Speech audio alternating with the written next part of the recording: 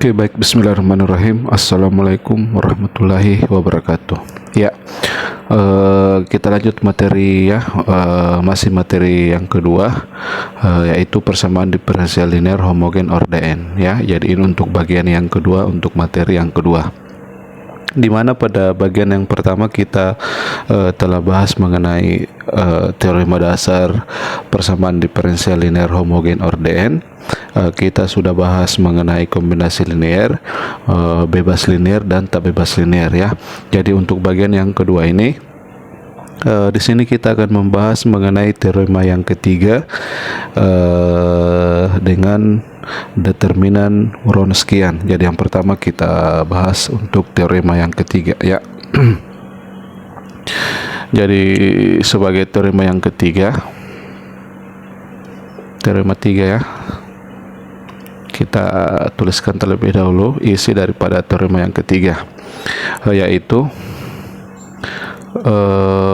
PD persamaan diferensial linear homogen ya ordn. Jadi persamaan diferensial linear homogen ordn ya,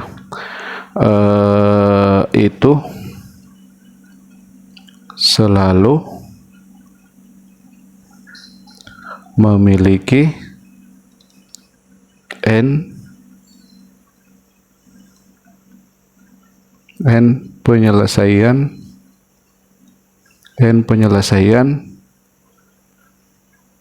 yang bebas linear pada interval I. Oke. Jadi ini untuk teorema yang ketiga, yaitu bahwa persamaan diferensial linear homogen ordn itu selalu memiliki n penyelesaian yang bebas linear pada interval I. Ya, jadi mengenai konsep bebas linear itu kita telah berikan materinya pada bagian yang pertama untuk materi persamaan diferensial linear homogen ordn ya. Nah, sekarang kita coba buktikan teorema yang ketiga ini dengan mengambil contoh kasus untuk PD linear homogen orde 2 ya. Jadi kita buktikan terlebih dahulu teorema ini, di mana dalam hal ini kita menggunakan PD linear homogen khusus untuk orde 2 saja ya, agar pembuktiannya lebih sederhana ya. Jadi ini, jadi pertama-tama kita tuliskan terlebih dahulu persamaan diferensial linear homogen orde 2 nya ya. Jadi jika dituliskan, yaitu PD linear homogen orde 2. Jadi kita tuliskan bentuk umumnya, yaitu A0 dikali dengan turunan kedua Y terhadap X ditambah fungsi A1 dikali turunan pertama Y terhadap X ditambah fungsi A2 dikali Y sama dengan 0 ya.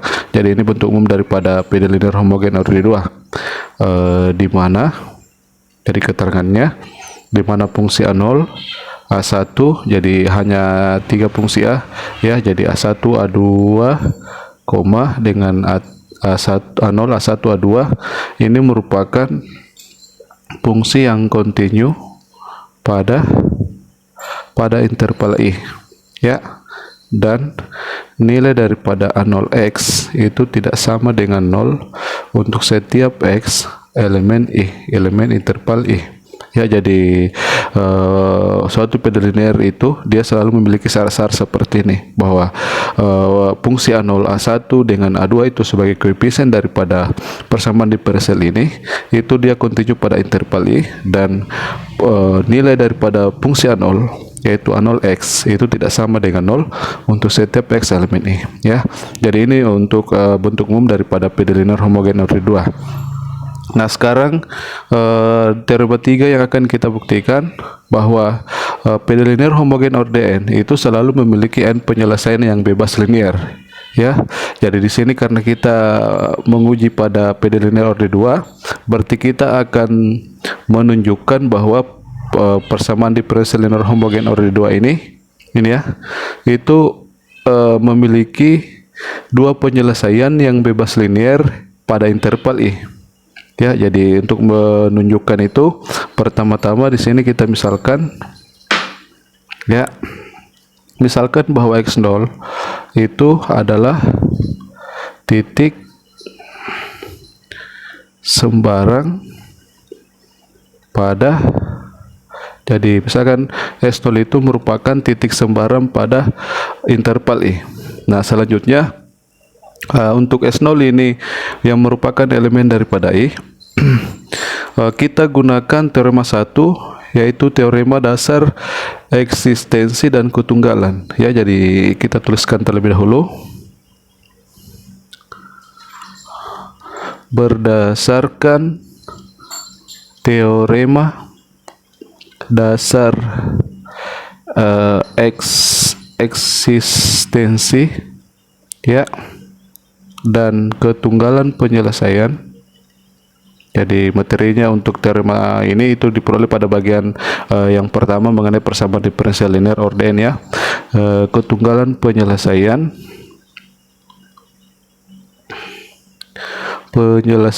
ya. Jadi berdasarkan teorema dasar eksistensi dan ketunggalan penyelesaian, maka terdapat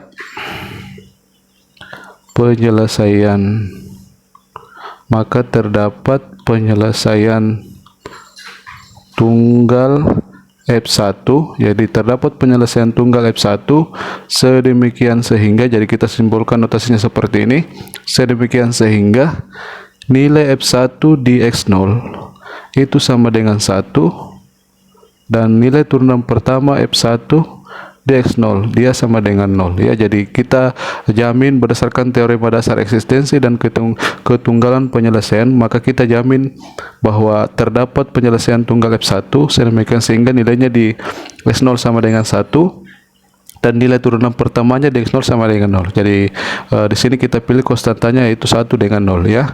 Nah, selanjutnya kita munculkan lagi untuk solusi yang kedua. Jadi kita buat dua solusi, ya, karena berdasarkan teorema jika dia ORDN, maka solusi yang dimaksud ada sebanyak n juga. Jadi di sini yang kita tinjau ORD2, berarti kita munculkan dua solusi. Jadi solusi pertama sudah kita munculkan, kemudian kita gunakan lagi ini teorema dasar eksistensi dan ketunggalan ini, kita gunakan lagi satu kali lagi untuk memunculkan solusi yang kedua. Jadi kita tulis terdapat pula penyelesaian tunggal. Jadi terdapat pula penyelesaian tunggal F2, ya, sedemikian sehingga, jadi terdapat pula penyelesaian tunggal F2 sedemikian sehingga nilainya di X0 sama dengan 0 dan nilai turunan pertamanya di X0 dia sama dengan 1. Jadi kita bandingkan antara kedua penyelesaian ini, itu kita sama-sama menggunakan titik x0 yang berganti hanyalah konstantanya. Pada bagian di atas nilai fungsinya sama dengan 1, pada bagian di bawah yang sama dengan 1 itu adalah nilai turunan fungsinya. Jadi kita gunakan kombinasi seperti ini. Nah, selanjutnya, jadi di sini kita sudah memunculkan dua solusi, ya, dua solusi yang merupakan penyelesaian dari persamaan diferensial ini, ya. Nah, selanjutnya kedua solusi inilah yang akan kita tunjukkan bahwa F1 dengan F2 ini bebas linear, karena dalam teorema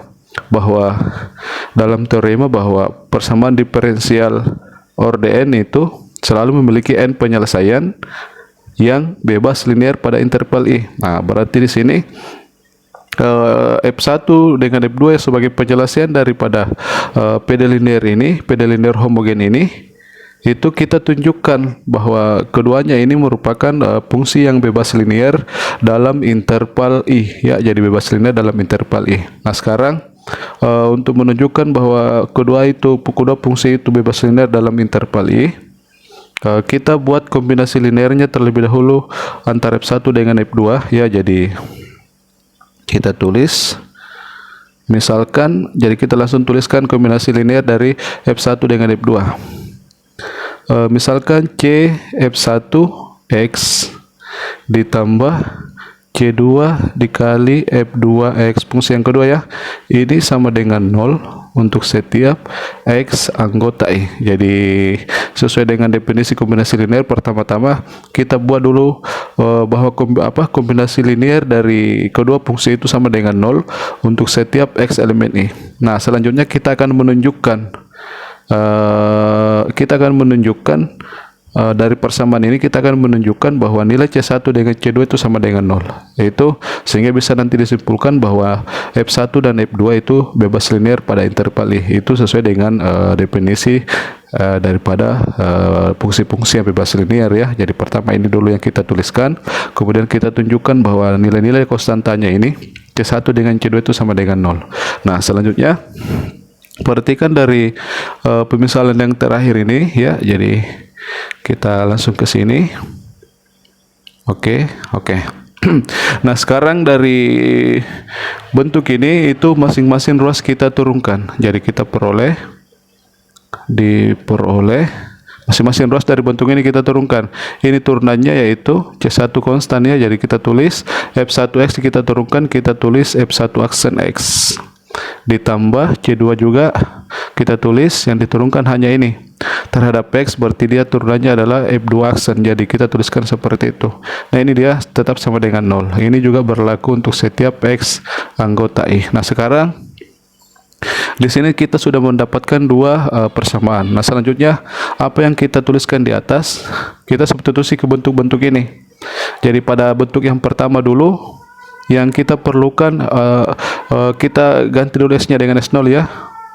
Jadi untuk X0 elemen I, ingat bahwa bentuk ini sama dengan 0 untuk setiap X elemen I. Jadi ketika X0 nya elemen I, jadi X0 itu elemen I, kita sudah tuliskan di atas ya bahwa X0 itu merupakan elemen I.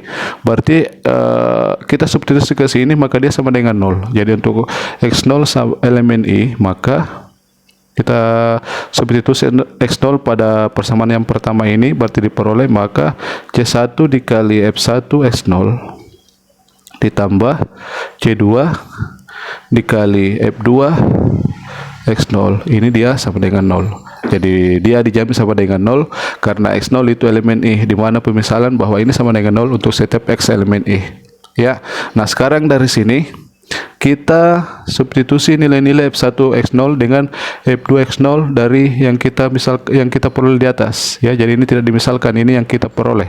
Berarti di sini C1 F1 X0 itu kita peroleh dia sama dengan 1, lalu ditambah C2 F2 X0 kita peroleh dia sama dengan 0. Nah ini dia sama dengan 0. Nah dari sini kita dapat melihat bahwa C1 kali 1 sama dengan C1, C2 dikali 2 sama dengan 0, berarti tersisa C1, ini dia sama dengan 0. Oke.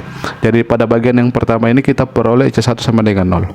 Nah selanjutnya X0 kita substitusi pada persamaan yang kedua, berarti kita peroleh C1 F1 aksen, jadi X nya kita ganti dengan F0, kemudian ditambah C2 dikali turunan kedua F2 di titik X0. Nah ini juga dia sama dengan 0 ya. Jadi sama penyelesaiannya pada bagian ini.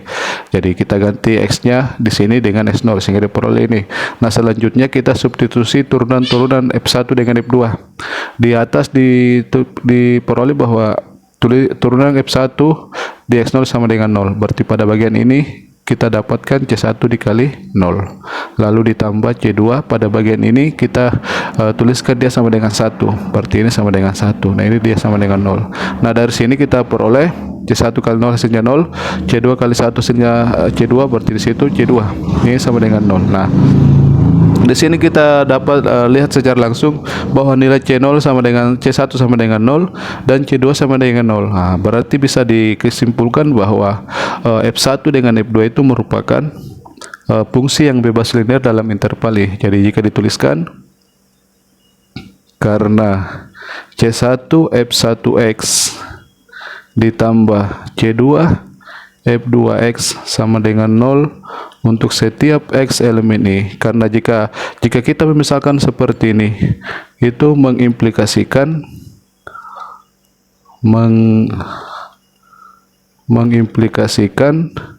nilai C1 sama dengan C2 sama dengan 0. maka sesuai dengan definisi bebas linear, maka jadikan syarat ini terpenuhi bahwa ketika C1 F1S ditambah C2 F2X sama dengan 0 untuk setiap X elemen I itu mengimplikasikan bahwa nilai C1 sama dengan C2 sama dengan 0, maka berdasarkan definisi fungsi yang bebas linear, maka F1 dan F2 merupakan, jadi sebelumnya kita munculkan bahwa F1 dan F2 itu merupakan penyelesaian ya. Dia merupakan penyelesaian dari PD linear homogen ya. PD linear homogen orde 2 tersebut ya, yang diberikan di atas. Jadi F1 dan F2 itu merupakan penyelesaian dari PD linear homogen orde 2 tersebut yang bebas linear pada interval I. Oke, jadi ini sebagai kesimpulannya bahwa F1 dengan F2 itu merupakan penyelesaian dari PD linear homogen orde 2 tersebut, di mana keduanya itu merupakan fungsi yang bebas linear pada I berdasarkan keterangan yang kita peroleh pada penjabaran ini ya. Di sini sudah terbukti bahwa persamaan diferensial homogen orde n itu selalu memiliki n penyelesaian yang bebas linear pada interval I. Nah, di sini pembuktiannya kita gunakan persamaan diferensial orde 2 agar menyederhanakan saja penulisan pembuktian. Jadi sini sudah kita buktikan teoremanya, di mana selanjutnya bisa kita bahas atau kita bisa lihat ilustrasi teorema dalam contoh ya. Jadi sebagai contoh pada teorema yang ketiga ini misalkan contohnya yaitu kita diberikan, jadi langsung diberikan solusinya ya.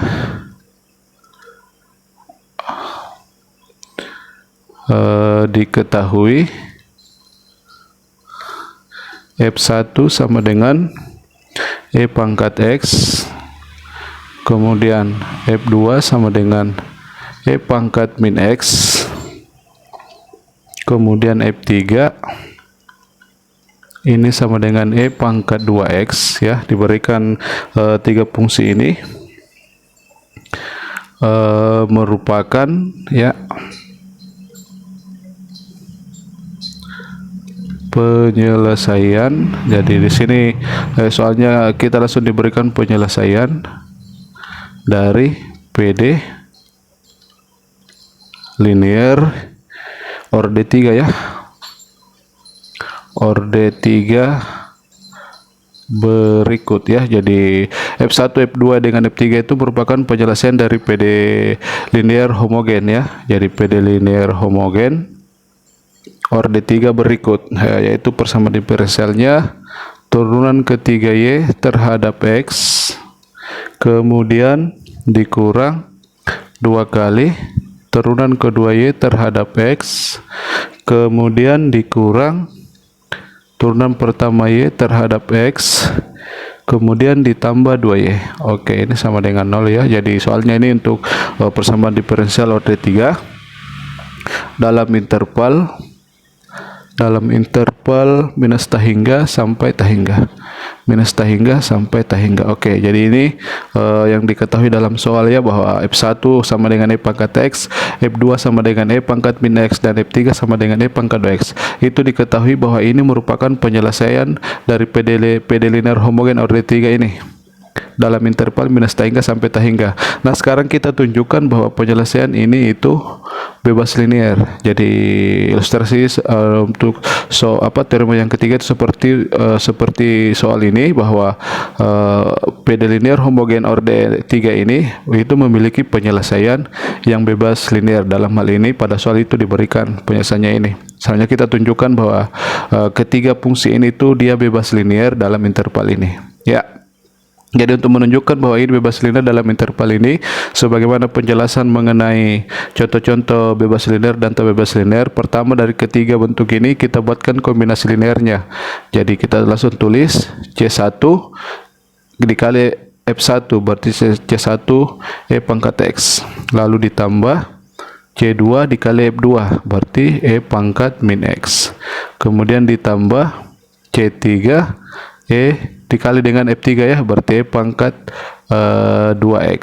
Nah ini setelah kita tuliskan kombinasi linearnya, ini kita tuliskan dia sama dengan 0 untuk setiap X dalam interval yang diberikan, yaitu minus tahingga sampai tahingga ya. Jadi dari minus tahingga sampai tahingga itu untuk interval dalam soal. Nah selanjutnya kita akan mencari nilai C1, C2 dengan C3. Jadi sebagaimana pada penjelasan bagian sebelumnya, untuk menentukan konstanta C1, C2 dengan C3, maka karena di sini terdapat 3 konstanta, maka bentuk ini kita turunkan sebanyak 2 kali. Jadi kita turunkan untuk turunan pertamanya dulu, C1 E pangkat X, turunannya adalah C1 E pangkat X. Kemudian ini E pangkat min X, turunannya adalah min C2 E pangkat min X. Jadi pangkatnya kita turunkan, yaitu min 1 kita kalikan ke depan, berarti min C2, kemudian dikali dengan E pangkat X nya lagi, lalu ditambah sama dengan ini pangkatnya 2X, kita turunkan dulu 2X,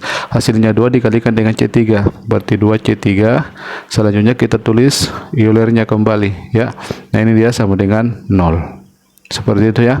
Nah selanjutnya ini baru turunan pertama, kita turunkan lagi sebagai turunan keduanya. Ini lagi kita turunkan, hasilnya sama, C1 E pangkat X. Ini kita turunkan pangkatnya terlebih dahulu, min X turunannya adalah min 1 dikalikan ke sini, berarti ditambah C2 lalu dikali dengan min X. Kemudian ini lagi pangkatnya 2X kita turunkan, 2 dikalikan ke sini, berarti dia sudah 4 ya. Kemudian C3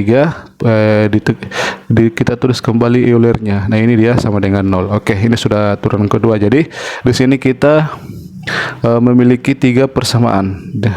Nah, di mana selanjutnya dapat kita lakukan metode eliminasi substitusi untuk menentukan nilai C1, C2 dengan C3 ya. Nah sekarang perhatikan bentuk-bentuk ini, bisa langsung persamaan ketiga dikurangkan dengan persamaan pertama, bisa ya, karena dua suku pertamanya sama, ini dengan ini sama, berarti bentuk ini persamaan ketiga kita kurangkan langsung dengan persamaan yang pertama, diperoleh kita kurangkan dari bawah ke atas ya, agar nanti ini positif koefisiennya. C1 E pangkat X dikurang C1 E pangkat X hasilnya 0, C2 E pangkat min X dikurang C2 E pangkat min X juga 0. Sekarang ini kita kurang 4C3 E pangkat 2X dikurang dengan C3 E pangkat 2X, dia hasilnya adalah 3 C3 E pangkat 2X. Nah ini dia sama dengan 0. Ingat intervalnya, yaitu bahwa bentuk ini semua itu harus berlaku untuk setiap X dalam interval minus tahingga sampai tahingga. Nah sekarang perhatikan bentuk ini, perkalian antara C3 dengan E pangkat 2X. Bentuk Euler ini berapapun nilai pangkatnya, dia tidak akan sama dengan 0 ya.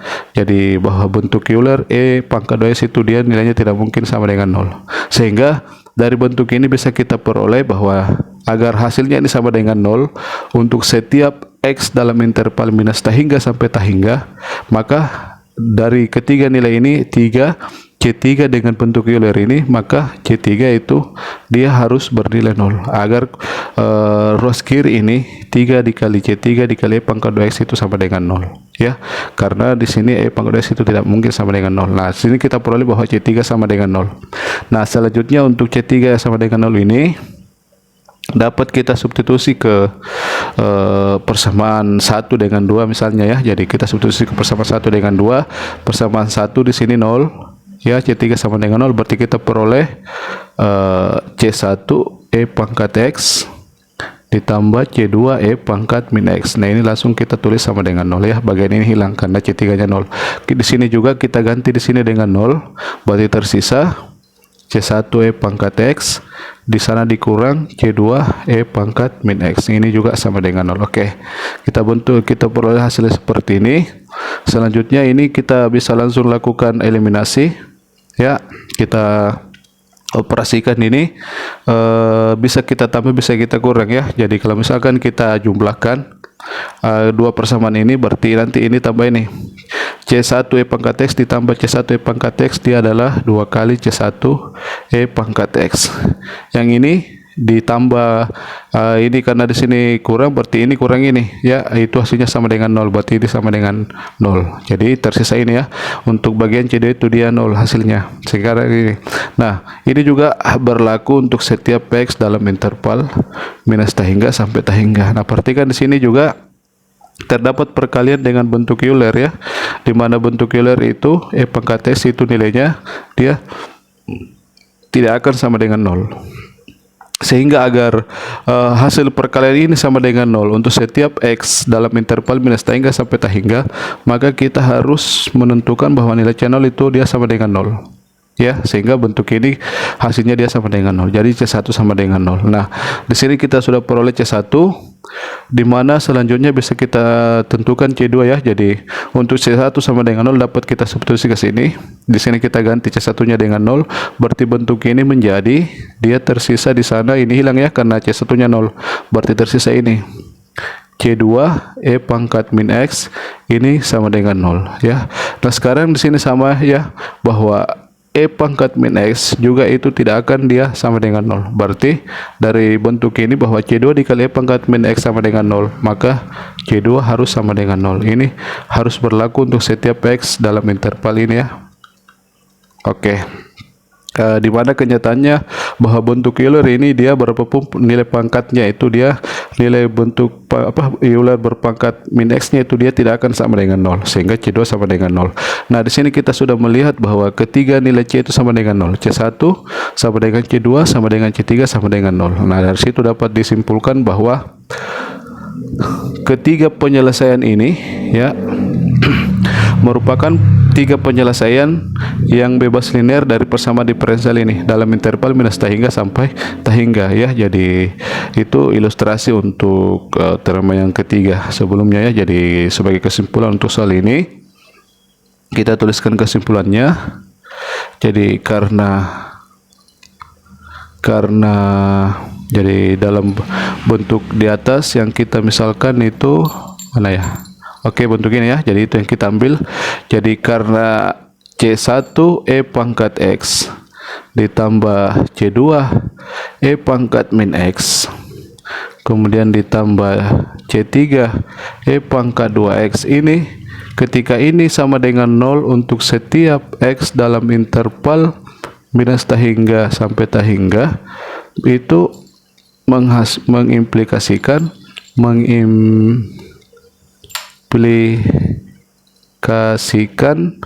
bahwa nilai C1 sama dengan C2 sama dengan C3 sama dengan 0 ya. Jadi ketika bentuk ini sama dengan 0 untuk setiap X elemen minus tahingga sampai tahingga, maka nilai C1, C2, C3 sama dengan 0. Nah, dari percataan ini dapat disimpulkan maka F1 sama dengan E pangkat X, kemudian F2 sama dengan E pangkat min X, dan F3 sama dengan E pangkat 2X itu merupakan dia merupakan fungsi yang bebas linear ya dalam interval. Jadi dalam interval minus tahingga sampai tahingga, di mana F1, F2 dengan F3 itu merupakan penyelesaian dari persamaan diferensial ini ya. Jadi seperti ini yang maksud daripada teorema yang ketiga, bahwa suatu persamaan diferensial linear setiap persamaan diferensial linear orde n itu pasti memiliki n penyelesaian yang bebas linear ya. Nah, selanjutnya kita berikan lagi satu contoh mengenai teorema yang ketiga. Jadi misalnya untuk contoh yang kedua, di mana soalnya yaitu diketahui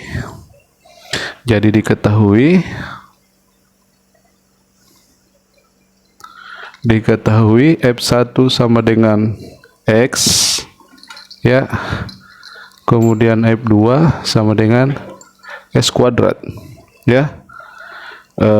Jadi dua fungsi saja, F1 sama dengan X, F2 sama dengan S kuadrat, adalah penyelesaian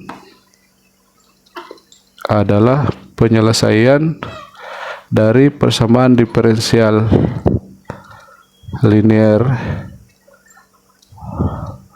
homogen orde 2 berikut. Jadi persamaan diferensialnya yaitu x kuadrat dikali turunan kedua y terhadap x, kemudian dikurang 2x dikali turunan pertama y terhadap x, kemudian ditambah 2y sama dengan 0 ya. Ini dalam interval 0 sampai diberikan dalam interval 0 sampai tak hingga ya. Oke. Jadi ini soal yang kedua. Yaitu diketahui bahwa F1 sama dengan X, F2 sama dengan X kuadrat itu adalah dua penyelesaian dari PDL linear homogen dari dua ini ya. X kuadrat dikali turunan kedua Y terhadap X dikurang 2X dikali turunan pertama Y terhadap X ditambah 2Y sama dengan 0. Itu merupakan penyelesaian dalam interval 0 sampai tak hingga. Oke, sekarang kita tunjukkan bahwa kedua penyelesaian ini bebas linear ya, sebagai ilustrasi dari teorema yang ketiga ya. Nah sekarang pertama-tama kita tuliskan dulu bentuk kombinasi dari sini, dimana bentuknya itu sama dengan 0 ya. Jadi C1 dikali F1 berarti dikali X ditambah C2 dikali F2 berarti X kuadrat. Nah ini kita misalkan dia sama dengan 0 untuk setiap X dalam interval 0 sampai tak hingga. Jadi kita buat dulu pemisalan seperti ini. Selanjutnya kita tentukan nilai C1 dengan C2 ya. Jadi karena di sini terdapat dua konstanta, berarti bentuk ini kita turunkan cukup satu kali saja ya. Jadi pertama C1X kita turunkan, hasilnya adalah C1 ditambah C2X kuadrat, turunannya adalah 2C2X ya. Jadi X kuadrat yang kita turunkan hasilnya adalah 2X, C2 nya ditulis. Nah ini dia sama dengan 0. Nah ini juga harus berlaku untuk setiap X elemen 0 sampai interval 0 sampai tak hingga. Nah sekarang ini kita sudah memiliki dua persamaan. Nah selanjutnya dapat kita lihat ya, dapat kita lakukan proses eliminasi ya. Jadi misalkan yang akan dieliminasi adalah C1 ini, berarti karena di sini ada X maka pada bentuk ini kita kalikan X, berarti persamaan yang kedua kita kali X. Jadi pertama-tama bentuk ini kita kalikan X, masing-masing ruas ini kita kalikan X, berarti diperoleh. Jadi maka ini kita kalikan X, berarti hasilnya adalah C1X ditambah 2 kali C2 X kuadrat sama dengan 0. Persamaan pertama tadi di atas tetap kita tulis ya, kemudian C2 X kuadrat sama dengan 0. Nah, ini sudah sama, berarti bisa kita lakukan operasi proses eliminasi. Kita kurangkan ya. Jadi persamaan yang ini kita kurangkan dengan persamaan pertama, berarti C1X dikurang C1X habis, tersisa ini kurang ini 2C2X kuadrat dikurang C2X kuadrat, hasilnya adalah C2X kuadrat. Nah ini sama dengan 0. Ingat bahwa bentuk ini harus berlaku untuk setiap X elemen 0 sampai tak hingga. Nah perhatikan bentuk ini ya, X kuadrat ya, di mana X-nya itu dari 0 sampai tak hingga. Untuk X yang nilainya dari 0 sampai tak hingga, maka bentuk dari X kuadrat itu tidak sama dengan 0, tidak akan sama dengan 0 ya.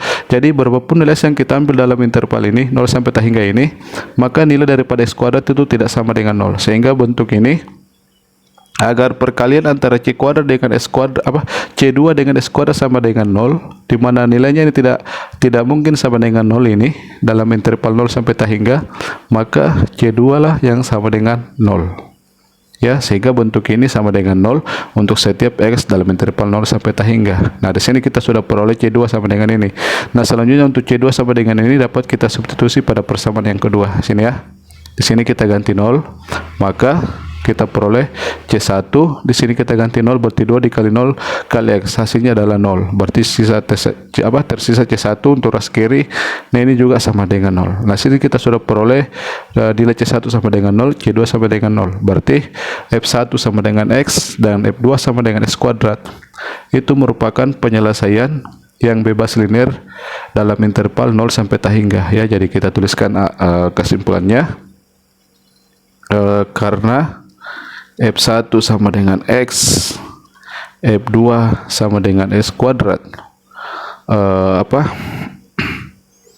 Bukan ini ya. Jadi pertama kita tulis dulu syarat bebas linearnya, bahwa karena C1 dikali X ditambah C2 dikali S kuadrat sama dengan 0 ya. Bentuk ini ya yang kita misalkan ini sama dengan 0 untuk setiap X elemen interval 0 sampai hingga. Jadi karena ketika ini sama dengan 0 untuk setiap X elemen 0 sampai hingga, itu mengimplikasikan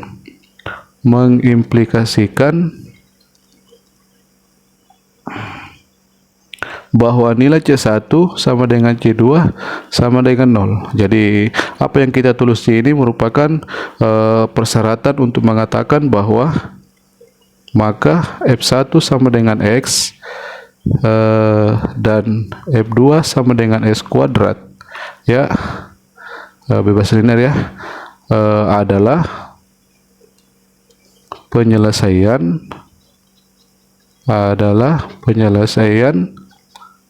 dari persamaan diferensial linear homogen orde 2 ya, homogen orde 2 tersebut yang bebas linear pada interval 0 sampai hingga. Oke, nah ini kesimpulannya untuk soal yang kedua, bahwa kita telah menunjukkan bahwa ketika C1X ditambah C2X kuadrat sama dengan 0 untuk setiap X untuk setiap X elemen 0 sampai hingga, maka atau mengimplikasikan bahwa nilai C1 sama dengan C2 sama dengan 0, maka dapat disimpulkan bahwa F1 sama dengan X dan F2 sama dengan S kuadrat ya, merupakan dua penyelesaian dari persamaan diferensial linear homogen orde 2 tersebut yang bebas linear pada interval 0 sampai hingga ya. Jadi itu mengenai contoh mengenai teorema yang ketiga ini ya. Jadi ini untuk contoh pada teorema yang ketiga. Nah, selanjutnya kita berikan istilah mengenai himpunan penyelesaian dasar dan penyelesaian umum ya. Jadi di sini berkaitan dengan dengan materi ini, kita di bagian nomor 2 saja ya. Nah, untuk bagian nomor 2 ini di sini kita mendapatkan dua fungsi. Jadi ada di sini istilah bahwa di sini F1 sama dengan X dan F2 sama dengan X kuadrat itu merupakan penyelesaian dari PD linear homogen orde 2 yang bebas linear. Jadi di sini kita garis bawahi yang bebas linear ya. Nah, ketika F1 dengan F2 ini merupakan penyelesaian dari PD orde 2. Jadi di sini fungsinya atau penyelesaiannya ada sebanyak 2. Orde dari PD-nya juga orde 2 yang bebas linear, maka dikatakan bahwa F1 bahwa himpunan F1 F2 itu yang disebut sebagai himpunan penyelesaian dasar dari persamaan diferensial ya linear homogen tersebut ya. Jadi himpunan F1 F2 itu disebut sebagai himpunan penyelesaian dasar dari persamaan diferensial linear homogen tersebut. Jadi ingat untuk mengenai himpunan penyelesaian dasar bahwa F1 dengan F2 itu merupakan penyelesaian yang bebas linear ya. Jadi pertama bahwa kedua fungsi ini itu merupakan fungsi yang bebas linear dalam interval yang diberikan, sehingga himpunan yang terbentuk itu disebut sebagai himpunan penyelesaian dasar dari persamaan diferensial linear homogen tersebut. Nah, kemudian yang kedua, fx sama dengan kita rumuskan fx sebagai kombinasi linear dari kedua fungsi ini, yaitu C1 dikali F1 berarti C1 dikali X ya, ditambah C2 dikali F2 berarti C2X kuadrat. Ini untuk setiap X elemen 0 sampai tahingga ya, intervalnya 0 sampai tahingga, fungsi fx sama dengan ini itu disebut sebagai, jadi kita berikan dulu keterangan atau langsung saja. Jadi fungsi ini disebut penyelesaian, disebut sebagai penyelesaian umum ya, disebut sebagai penyelesaian umum dari persamaan diferensial linear homogen tersebut dengan, jadi tambahan dengan di sana terdapat dua konstanta C1 dengan C2 ya, dengan C1 C2 merupakan konstanta real sembarang. Oke.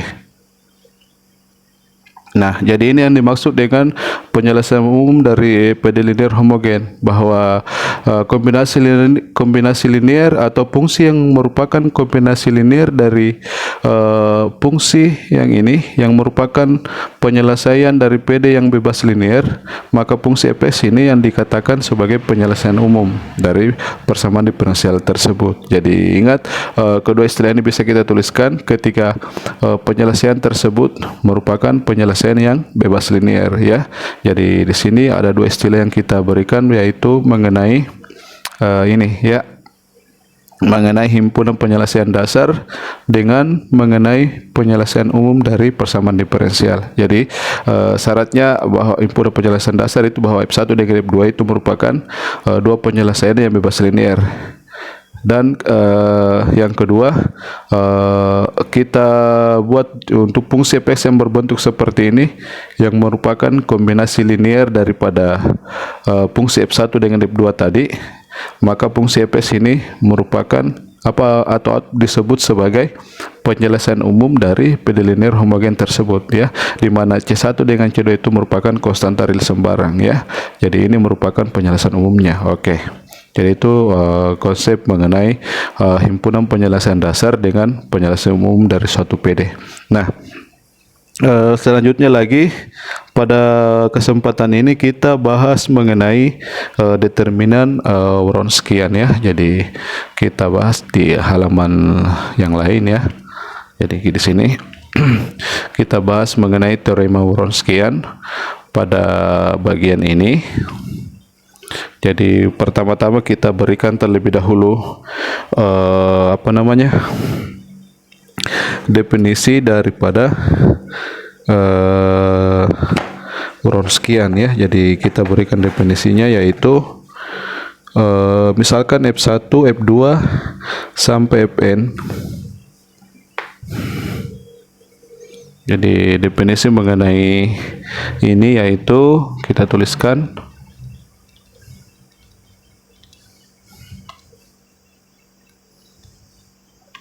jadi penulisannya misalkan fungsi F1, F2 dan seterusnya hingga fungsi Fn ya. Ini adalah fungsi yang masing-masing ya. Kita tulis. Jadi misalkan F1, F2 sampai Fn adalah itu masing-masing memiliki, jadi merupakan fungsi yang memiliki turunan hingga ya, jadi memiliki turunan hingga ke n. Jadi dia memiliki turunan sampai turunan ke n kurang 1 ya. Jadi misalkan bahwa fungsi-fungsi ini itu memiliki turunan hingga turunan ke n kurang 1 ya, hingga turunan ke n kurang 1. Nah, di sini kita misalkan seperti ini, kemudian kita tuliskan bentuk determinan W, F1, F2 dan seterusnya sampai Fn ya. Ini sama dengan determinan ya. Ini kita tulis dia sama dengan determinan. Untuk kolom pertama kita tulis F1 ya, ke bawah itu kita tulis F1 dengan turunan-turunannya sampai turunan ke n kurang 1. Jadi F1 baris berikutnya turunan pertamanya ya, kemudian baris berikutnya lagi turunan kedua itu, dan seterusnya sampai turunan ke n kurang 1-nya untuk fungsi F1 ya. Jadi perhatikan cara membentuk matrisnya untuk menuliskan Wronskian F1 F2 dengan sampai Fn ini. Nah, untuk kolom yang kedua kita ambil untuk fungsi yang kedua F2. Jadi baris pertama F2, baris kedua sebagai turunan pertamanya, baris ketiga sebagai turunan keduanya, dan seterusnya sampai baris yang terakhir sebagai turunan ke n kurang 1 dari F2. Jadi seperti ini ya. Nah, ini kita tulis seperti itu berlanjut hingga fungsi yang terakhir, yaitu fungsi Fn. Jadi ini dan seterusnya. Nah, sekarang fungsi yang terakhir di sini Fn-nya baris yang kedua turunan pertama dari fungsi Fn ini, dan seterusnya sampai pada turunan ke n kurang 1 ya. Jadi seperti ini cara membentuk matrisnya. Nah, matris ini yang kita notasikan seperti ini, apa determinan matris ini yang kita notasikan seperti ini, itulah yang kita sebut sebagai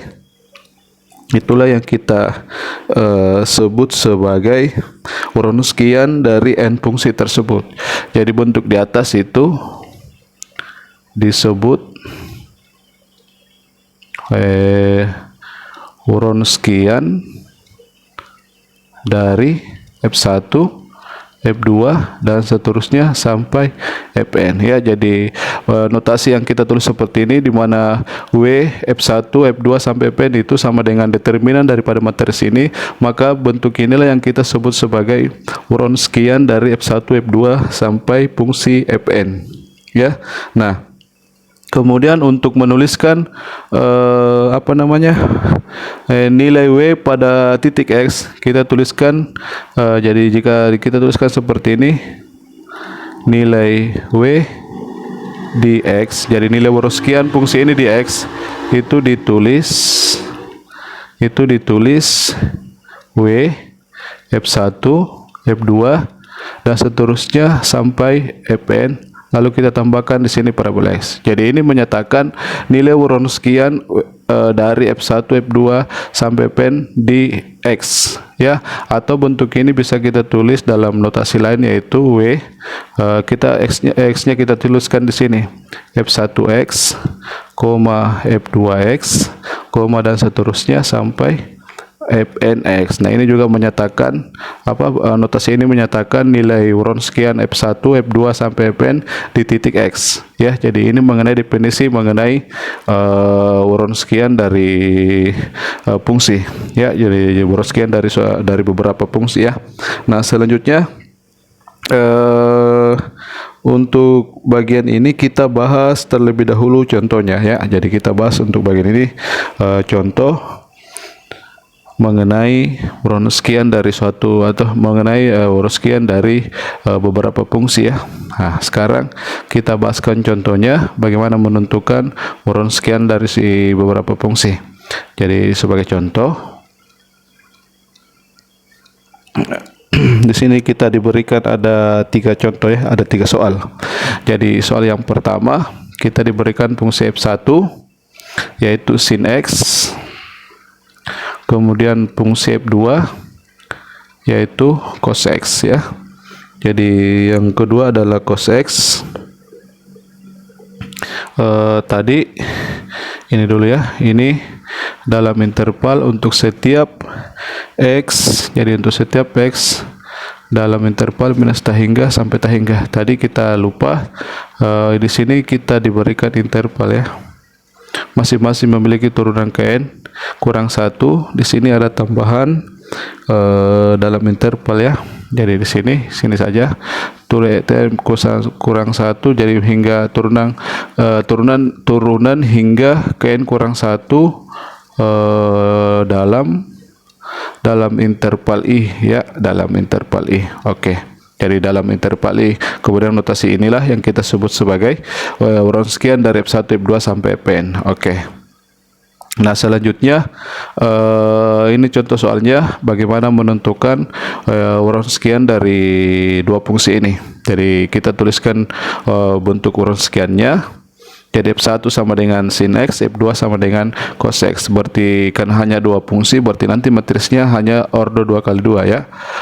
Jadi kita tulis W F1 kemudian koma F2. Oke.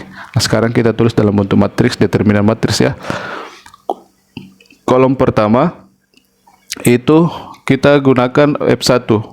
Ya, jadi di sini karena hanya terdiri dari dua fungsi, maka ke bawah itu kita hanya turunkan satu kali saja ya. Jadi ingat aturan pembentukan matrisnya, jika dua fungsi saja maka kita cukup turunkan satu kali saja sehingga nanti terbentuk matris 2 kali 2. Jadi pertama F1 kita tulis pada kolom pertama, baris berikutnya pada kolom pertama ini kita ambil turunannya ini.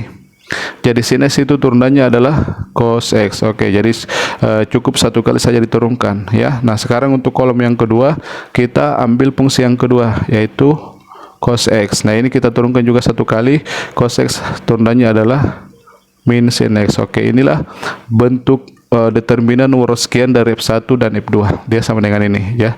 Jadi ingat, jika fungsinya 2 maka matris yang dihasilkan itu ordo 2 kali 2. 2 baris, 2 kolom ya.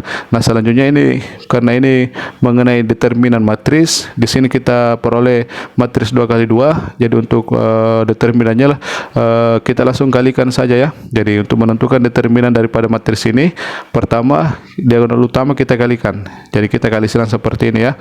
Sin dikali min sin X itu hasilnya adalah min sin kuadrat X. Jadi ini kemudian ingat, setelah kita kalikan ini kita kurang hasil perkalian antara ini. Jadi pertama dari sini ke sini kita tulis, lalu kurang, inilah kita kali cos X dikali cos X, seperti hasilnya adalah cos kuadrat X. Oke, kemudian bentuk yang terakhir kita sederhanakan. Perhatikan di sini ada negatif untuk setiap bagian, minusnya kita keluarkan.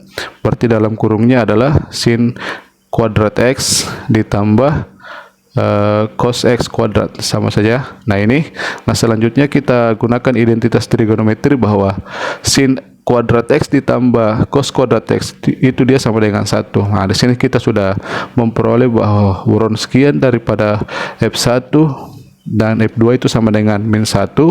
Ini untuk setiap X dalam interval minus tahingga sampai tahingga ya. Jadi seperti itu ya cara menentukan nilai Wronskian dari dua fungsi untuk soal ini. Nah, selanjutnya kita bahas untuk soal yang kedua. Jadi sebelum lanjut pada soal yang kedua, saya ingatkan pada teman-teman bagaimana menentukan atau bagaimana prosedur dalam menentukan determinan dari suatu matriks ya. Nah, sekarang untuk soal yang kedua kita diberikan F1 sama dengan E pangkat X, kemudian F2 nya itu adalah E pangkat min 2X, E pangkat min X ya, kemudian F3 nya yaitu E pangkat 2X. Nah, ini diberikan intervalnya juga sama, yaitu untuk setiap X dalam interval minus tahingga sampai tahingga. Oke. Nah, sekarang kita akan tentukan Wronskian dari fungsi F1, F2, dan F3 dalam interval minus tahingga sampai tahingga. Jadi sama prosedurnya pada soal nomor 1. Pertama kita tuliskan dulu bentuk determinan matrisnya untuk Wronskiannya ya. Jadi kita tulis W, kemudian F1, F2, F3. Nah, di sini kita diberikan 3 fungsi. Berarti nanti matris yang dihasilkan itu ordo 3 kali 3. Kolom pertama kita ambil fungsi yang pertama, yaitu E pangkat X. Jika terdapat 3 fungsi, maka kita turunkan sebanyak 2 kali. Jadi jika 3 fungsi, kita turunkan sebanyak 2 kali. Jadi E pangkat X kita turunkan, turunan pertamanya adalah E pangkat X. Nah, kita turunkan 1 kali lagi. Berarti ini sama dengan E pangkat X ya. Jadi kita peroleh kolom pertama seperti ini. Jadi ingat, fungsinya kita turunkan sebanyak 2 kali. Nah, selanjutnya kita ambil fungsi yang kedua, yaitu E pangkat min X. Nah, sekarang ini kita turunkan lagi ke bawah sebanyak 2 kali. E pangkat min X, pertama pangkatnya min X kita turunkan hasilnya minus 1, jadi kita tulis min, setelah itu dikalikan dengan Eulernya lagi, berarti ini ya. Jadi sebagai turunan dari E pangkat min X sama dengan min E pangkat min X. Sekarang bentuk ini kita turunkan lagi, berarti pangkatnya lagi minus 1, turunannya adalah minus 1, kita kalikan ke sini berarti sudah positif. Selanjutnya dikali dengan Eulernya lagi, berarti ini hasilnya dia ya.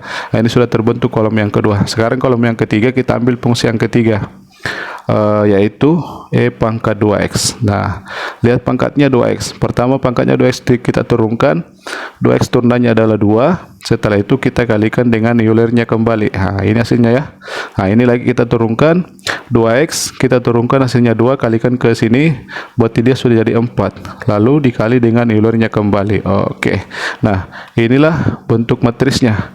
Selanjutnya bentuk matris inilah yang kita hitung determinannya ya. Nah, kita hitung determinan daripada matris ini. Nah, teman-teman ingat dalam materi aljabar linear ya, bagaimana menentukan determinan matris untuk ordo 3x3 ya. Salah satu caranya kita bisa menggunakan operasi baris elementer ya. Jadi perhatikan kolom pertama di sini. Di sini itu entry pada kolom pertama ini,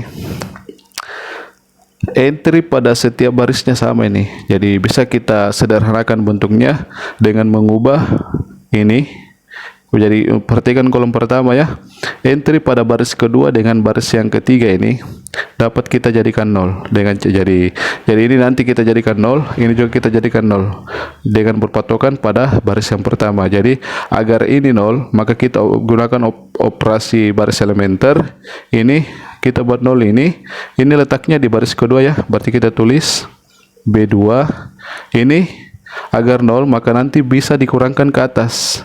Ketika E pangkat S dikurangkan ke sini, maka dia hasilnya 0, berarti operasinya adalah baris kedua dikurang dengan baris pertama. Jadi kita tulis baris kedua dikurang baris pertama. Jadi nanti kita hasilkan matris baru, di mana untuk kolom yang keduanya untuk baris yang keduanya ini itu kita ubah berdasarkan rumus ini, berdasarkan operasi baris elementer ini ya. Nah, ini juga untuk baris yang ketiga ini, bagian ini dapat kita jadikan 0 dengan cara ini kita kurangkan ke sana ya. Jadi kita kurangkan ke baris pertama, berarti operasinya adalah baris B3 dikurang dengan B1. Jadi di sini kita menggunakan dua kali untuk operasi penjumlahan suatu baris dengan penggandaan baris yang lain ya. Jadi itu salah satu operasi baris elementer. Teman-teman pelajari dalam materi aljabar linear ya. Jadi untuk baris pertama itu tetap kita tulis ya. Jadi di sini E pangkat X, kemudian E pangkat min X, kemudian E pangkat 2X ya. Nah, selanjutnya untuk baris yang kedua kita tulis berdasarkan rumus ini, baris kedua dikurang dengan baris pertama. Jadi ini dikurang ini hasilnya adalah 0. Jadi semua entry pada baris yang kedua kita kurangkan ke bagian atasnya. Ini juga kita kurang ke sana, minus E pangkat min X dikurang dengan E pangkat min X, berarti hasilnya adalah minus 2 E pangkat min X. Nah, ini juga pada kolom ketiga ini kita kurangkan juga ke atas ya. Itu sebagai hasil dari operasi ini, B2 dikurang B1. Jadi 2E pangkat 2X dikurang dengan E pangkat 2X, hasilnya adalah E pangkat 2X. Oke, ini baris baru untuk baris yang kedua. Nah, sekarang baris yang ketiga kita gunakan operasi ini. Baris ketiga dikurang dengan baris pertama. Jadi kita kurang ke atas, E pangkat X dikurang dengan ini, hasilnya adalah 0. Ini dikurang ini juga sama dengan 0. Jadi perhatikan bentuknya ya.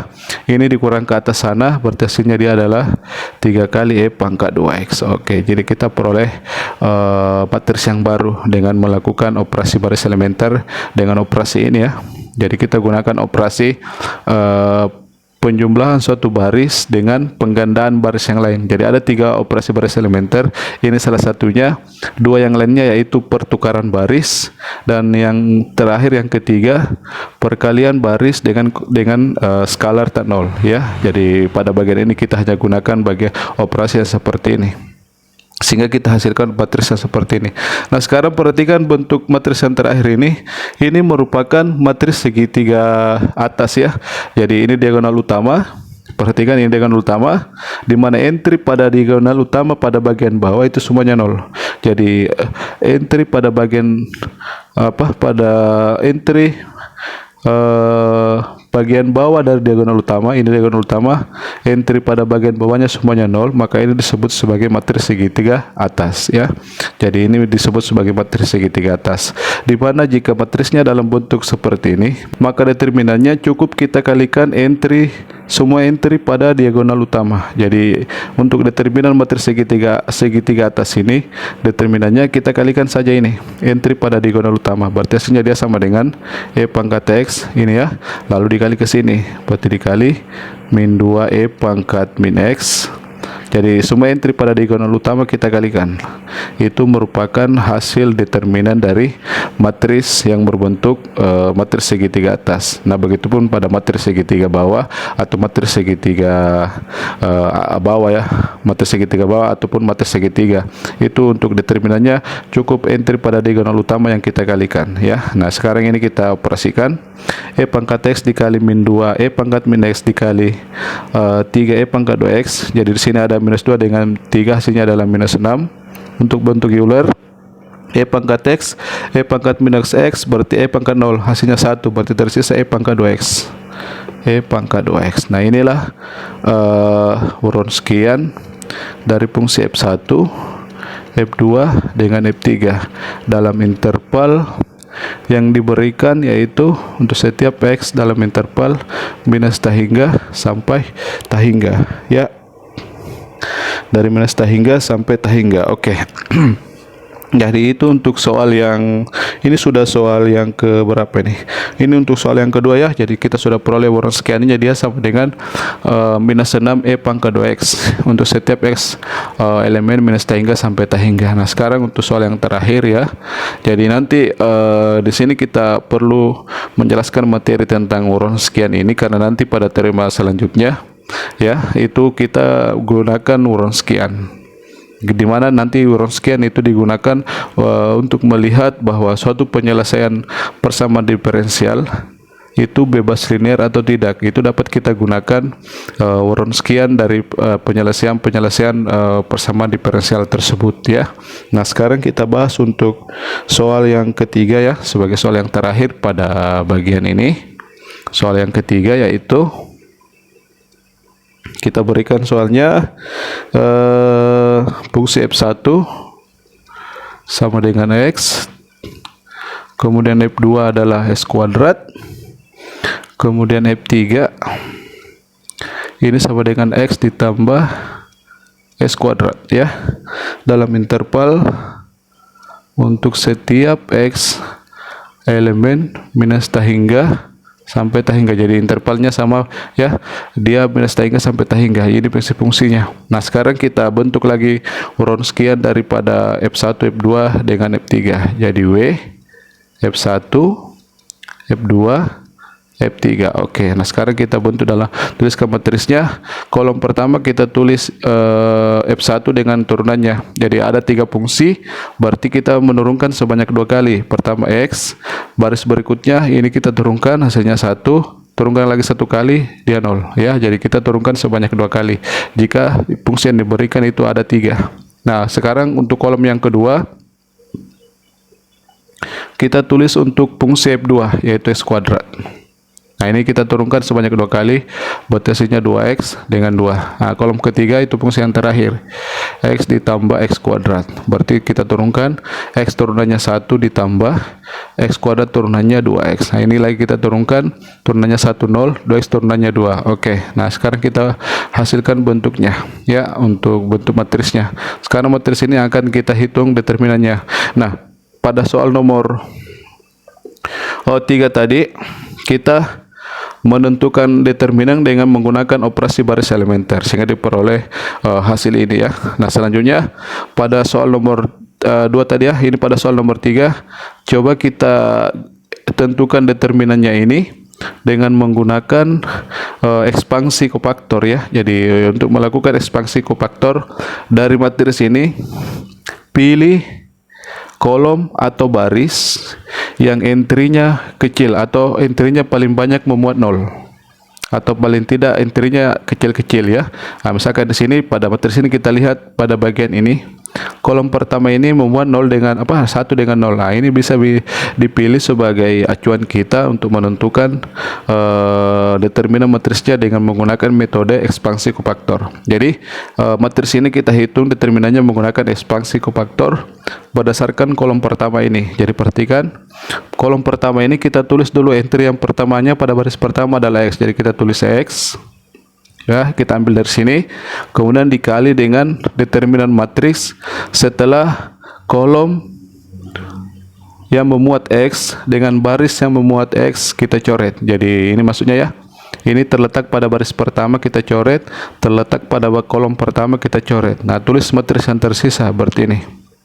Jadi ini yang kita tulis berarti 2X 2, kemudian 1 ditambah 2X dengan 2 ya. Jadi itu untuk bagian ini. Nah, jadi semua entry pada kolom pertama ini kita gunakan dengan cara seperti ini. Selanjutnya di sini perhatikan tandanya, di sini dia bertanda plus, kemudian untuk entry yang kedua jadi selang-seling plus, negatif, positif. Jadi positif, negatif, positif, jadi selang-seling. Jadi di sini tadi yang pertama dia positif, berarti yang kedua negatif. Maksudnya itu di sini kita kurang. Ya, kita kurang baru kita tulis entry-nya ini. Karena di sini 1 berarti tidak perlu. Langsung bisa kita tuliskan matriksnya ya. Jadi langsung kita tulis pada bagian bawah.